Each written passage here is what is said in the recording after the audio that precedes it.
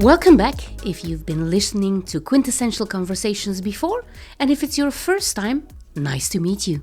I'm Suyin, and I'm your host, and every Friday I ask myself a question.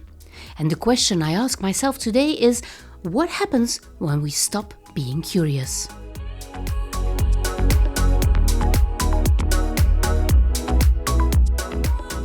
I've always believed that curiosity is the beginning of everything, every idea, every innovation, every meaningful conversations start with someone being curious enough to challenge what we already know or do.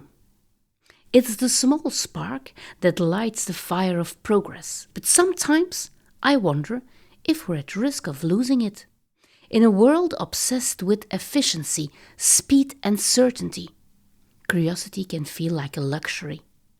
We're trained to have answers, not questions. Yet, I've learned through all the interviews I've done for 10 Quintessential Questions that it's the quality of the questions we ask that determines the quality of our lives and our leadership.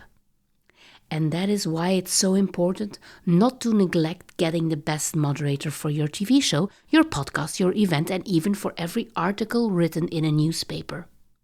When I moderate events or host conversation, I often see how one single question can shift the whole room.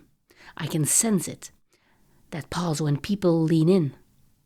Not because they have the answer, but because they've never thought about the question before. And that is exactly the power of curiosity. It opens doors that certainty keeps shut. But curiosity takes courage.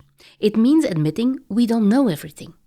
It means listening, not just to respond, but to understand. It means exploring the uncomfortable spaces, not only in our minds, but also in our teams, in our societies, because everywhere, new ideas are waiting to be found. As entrepreneurs, leaders, and humans, we need curiosity more than ever, I think. It is what connects disciplines, what bridges differences, and can transform data into meaning. So what happens when we stop being curious? I think we stop learning.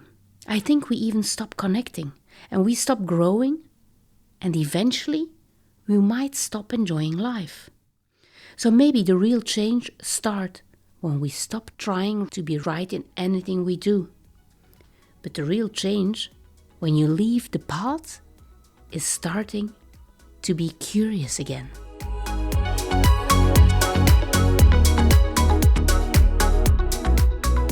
I hope you enjoyed today's conversation, and I hope you will be back next week when I answer a new question.